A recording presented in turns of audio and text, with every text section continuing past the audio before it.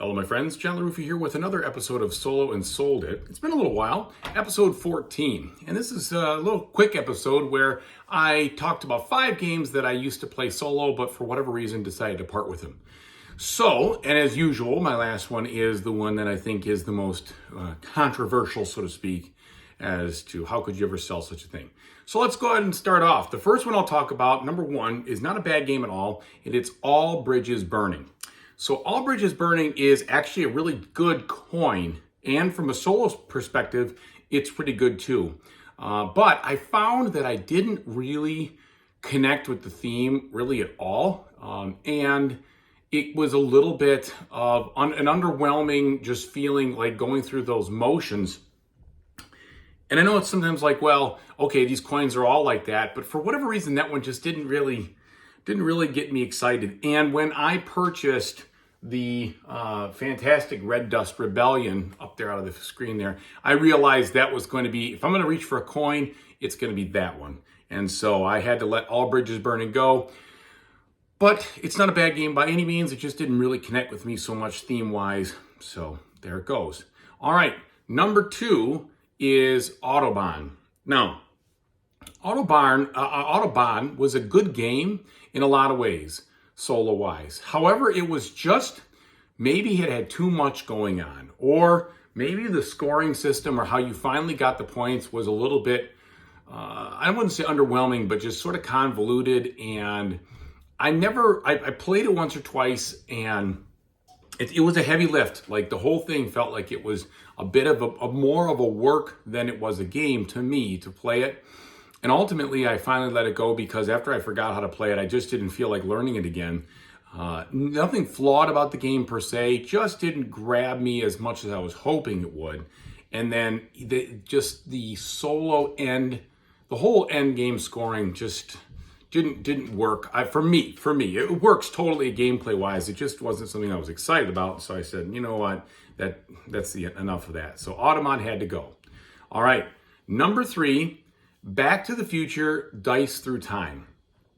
Now, Back to the Future Dice Through Time was a fine game, but it wasn't anything specifically grabbing me about the game besides the theme. The theme was all right, it was good, but I've got so many similar type kind of games where you're kind of like against some kind of clock pressure and you're trying to deal with stuff, and you know, it just felt like a lot of the same type of co-op games I've played before, which were all fine, good, not bad, but just didn't get me excited to be like, oh my gosh, I'm at work and I can't wait to go home and set this back up and play it. And so ultimately, you know, played it a couple times and just had to send it on its merry way. So not that I wouldn't recommend it to people, especially people who don't have lots of other experience with co-op games. But that one in particular just was not going to be able to stay in my collection. Speaking of co-op games, number 4, Daybreak. And I should have known a little better about Daybreak because it was one of those things that felt like a lot of other co-ops. Just like I said about Back to the Future, Daybreak had the same type of feel for me. You know, and of course, why wouldn't it, right? It was made by the guy who did Pandemic, you know, the beginning to, not the beginning, but one of the first real co-op kind of feel games. And so Daybreak had some new and interesting concepts that were okay and things that kind of changed it up. But once I won the game, I just didn't feel the need to try again. And I'm not sure why that is. I guess all of a sudden I realized in my head, and this could be completely wrong, okay, but all of a sudden I realized, oh, the way that I did win this game, I can't see why I wouldn't try to do that every time. And once I do that every time, what am I really doing? You know, I felt like I had explored enough. So after just a few plays, whoosh, had to go. So I think it's fine. It's not a bad game, but it was very much a similar type of game that I've played before, and it wasn't going to last because of that. All right, and number 5, the one that you know, a lot of people really, really like. And I wanted to really like this game. I tried to again and again, but it just felt like it was an impossible puzzle to try to win. Number 5 is The City of Kings.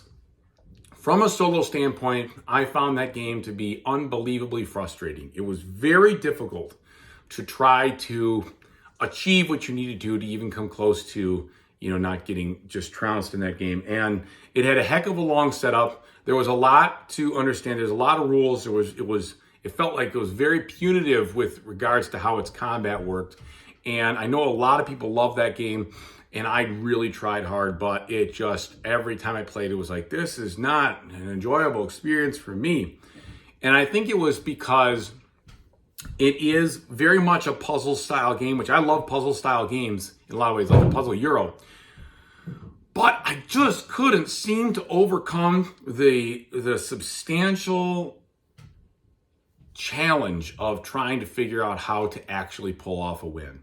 And after I forgot how to play it, and I learned it again one other time, and I forgot how to play it, and I'm like, you know what, I'm not doing it. I'm not doing it at all. I'm just going to sell it. I'll go to a good home.